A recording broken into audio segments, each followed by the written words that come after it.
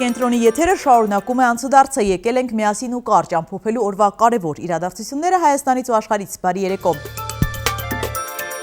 Նիկոլ Փաշինյանն այս անգամ խոստումը պահեց ու կատարեց նախկինների պահանջը, հրապարակել է Ղարաբաղյան հակամարտության կարգավորման բանակցային գործընթացի մի շարք փաստաթղթեր, որոնք պատկերացում են տալիս մինչև 44-օրյա պատերազմը բանակցությունների բովանդակության մասին։ Ընդհանուր 13 փաստաթուղթ է հրապարակել, այդ թվում Մինսկի խմբի 2016 եւ 19 թվականների առաջարկները, Ռուսաստանի փաթեթային առաջարկները, Կազանի փաստաթուղթը, Մադրիդյան սկզբունքները, 1999-ին Մեղրիի եւ Ղարաբաղի փոխանակման առաջարկը, ՄԱԿ-ի անվտանգության խորհրդի բանաձևերը ու նաև Սերժ Սարգսյանի նամակը Վլադիմիր Պուտինին։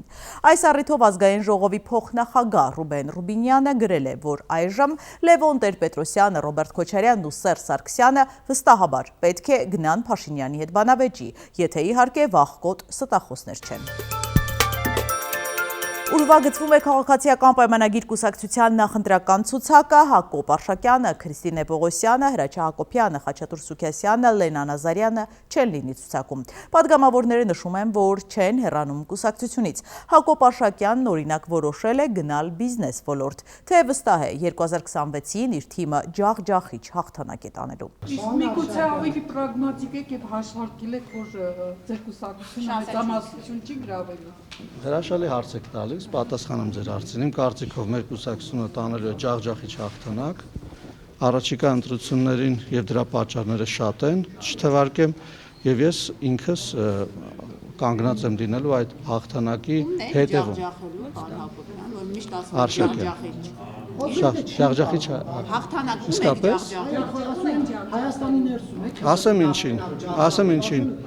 Օտարերկրյա տարբեր ուժերին, որոնք որ ցանկանում են, ասեմ։ Չէ, պատասխանեմ։ Լավ եք ասում, իհարկե, եթե չի հնչում, հիմա հնչեցնեմ, թե ինչը եւ ինչ ուժերի են ջախ-ջախելու։ Ջախ-ջախելու ենք այն բոլոր ուժերին, որոնք որ Հայաստանում ցանկանում են, որպեսզի ժողովրդավարությունը հետընթաց ունենա։ Ջախ-ջախելու ենք այն բոլոր ուժերին, որոնք որ ցանկանում են, որ Հայաստանում ընտրություններ կեղծվեն։ Քրիստինե Պողոսյանը եւս որոշել է աշխատել մասնավոր սեկտորում, զբաղվելու է մշակույթով։ Պատգամավորն ասում է, քաղաքականությունից դուրս կյանք կա։ Ես կարծում եմ, որ Հայաստանի համար սկսել են լավ ժամանակներ, մեր պետությունը պետքա ծաղկի, մարդիկ պետքա լավ աշխատեն, այս պահին ուզում եմ գնամ հիմա էլ այնտեղ աշխատեմ, պետությունը ծաղկեցնեմ։ Որտեղ որ աշխատել եմ 18 թվականից առաջ, ժողովուրդ ջան, ես հո դպրոցից չեմ հելել եկել ստեղ կամ չգիտեմ, փողոցից եմ եկել։ Ես շատ կենսագրությունից չեք նայում, ես իմ կյանքում 16 տարեկանից սիրելիներս աշխատել եմ 16 տարեկանից մինչև այսօր։ Բացառությամբ մի 2 տարի, որ երեխա եմ ունեցել, չեմ կարողացել։ Ամեն օր աշխատել եմ, հիմա գնում եմ այդտեղ աշխատել։ Մեծ պլաններ ունեմ, լավ, ուզում եմ ստեղծագործեմ, ուզում եմ նոր բիզնես պլաններ ունեմ, ուզում եմ Հայաստանի տնտեսությանը օգուտ բերեմ, վատ է։ Իսկ ահա նախընտրական ցուցակում չընդգրկված Հրաչյա Հակոբյանը դեռ չգիտի, թե ինչով է զբաղվելու։ Իր քաղաքական որոշման մասին նախապես տեղեկացրել է Նիկոլ Փաշինյանին։ Որպես պատգամավոր արդյունավետ չէր ձեր աշխատանքը, որ որոշեցիք այլևս չշարունակել։ Ես չպետք է գնահատեմ իմ աշխատանքը որպես պատգամավոր արդյունավետ էր թե ոչ, հանրությունը պետք է գնահատի։ Ես ուղղակի արդեն ասացի, չեմ շարունակում, որովհետև որոշեցի մի փոքր գոնե առաջիկա 5 տարին, 2026-ից 31 թվական, ակտիվ քաղաքականությունով չզբաղվել։ Իսկ ազգային ժողովի քաղաքացիական պայմանագիր խմբակցության պատգամավորներ Գագիկ Մելքոնյանն ու Բաբկեն Թունյանը ՔՊ-ին անդամակցելու դիմում են ներկայացրել։ Դիմումները կհաստատվեն, թե ոչ, կորոշի կուսակցության գործադիր մարմինը։ Կուսակցության ընտրացուցակում ընդգրկվելու 380 հայտ է ներկայացվել։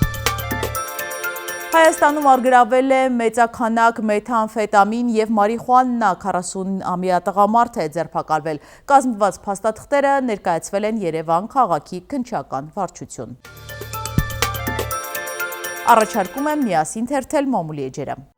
Հրապարակը գրում է. Արցախի թեմի առաջնորդ Վրթանես եպիսկոպոս Աբրահամյանի պահվածքը վրդովմունք է առաջացրել արցախցիների շրջանում։ Հիշեցնենք, նա 10 եպիսկոպոսներից է, որոնք ընդունեցին Նիկոլ Փաշինյանի կրոնը եւ Էհափարի դեմ դուրս եկան։ Արցախցի գործիչներն ուղիներ են որոնում Վրթանես եպիսկոպոսին թեմական առաջնորդությունից զրկելու համար։ Որոշ արցախցիներ առաջարկում էին Արցախի թեմի առաջնորդարանի մոտ բողոքի ցույց անել, սակայն քաղաքական գործիչներն ու Արցախի թեմական խորհուրդը չեն ողջունել։ Կարծում եմ, որ դրանով կշարունակեն Փաշինյանի սկսած գործը միջամտելով եկեղեցու ներքին գործերին։ Թեմական խորհուրդը 5 ատենապետից կազմված, այդ թվում արտաքին գործերի նախկին նախարար Կարեն Միրզոյանը, մշակույթի նախարար Լեռնիկ Հովհաննիսյանը դիմելու են Վեհափարին, որ հրաժարվում են Վրթանես եպիսկոպոսի հոգևոր առաջնորդությունից եւ խնդրում են քայլեր ձեռնարկել։ Քաղաքական դասնել է ուզում Վեհափարի հետ հանդիպել նույն պահանջով։ Նրանք 3 օր առաջ հանդիպել էին թեմի առաջնորդին, խորհրդորել ներողություն խնդրել արցախցիներից, ինչը նա չի արել։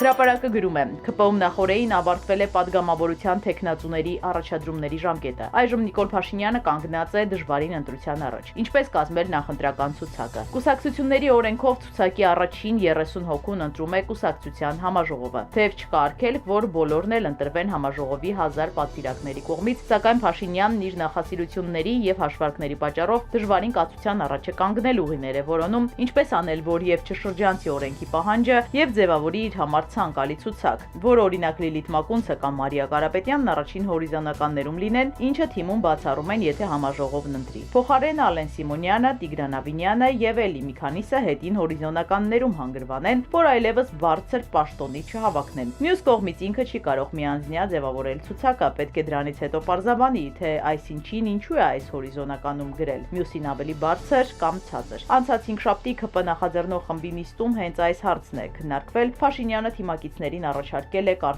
առաջարկներ հնչեցնել տեխնացուների ընտրության ցուցակի ձևավորման հետ կապված եւ առայժմ որոշում չի կայացրել, թե որ տարբերակն է աշխատելու։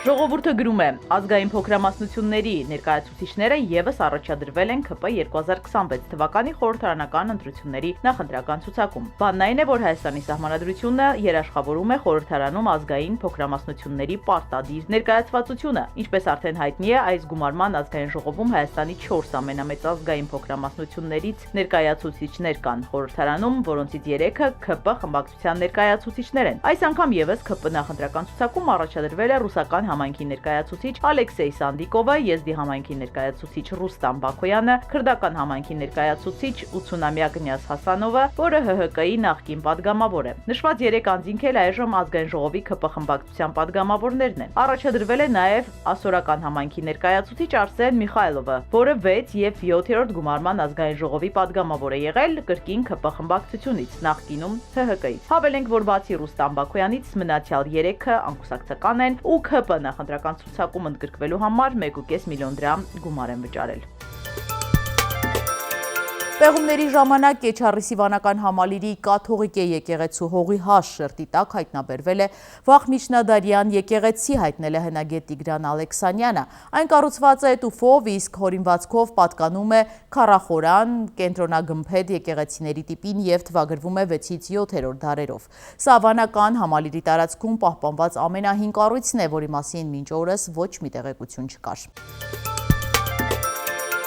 Կոնգոյում կառուցվել է $2 միլիոն արժողությամբ փայտե կամուրջ, որը փլուզվել է հենց հանդիսավոր բացման ժամանակ։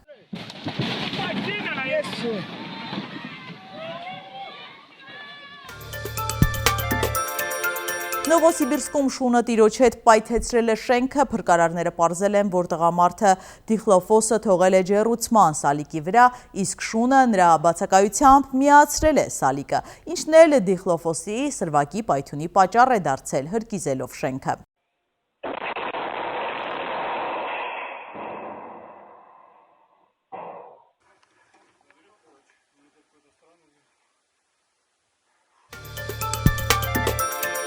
Աշխարհի բազմաթիվ երկրներ պատրաստվում են նոր տարվան, Չինաստանում նորաձև են դարձել հոլոգրաֆիկ տոնածառները։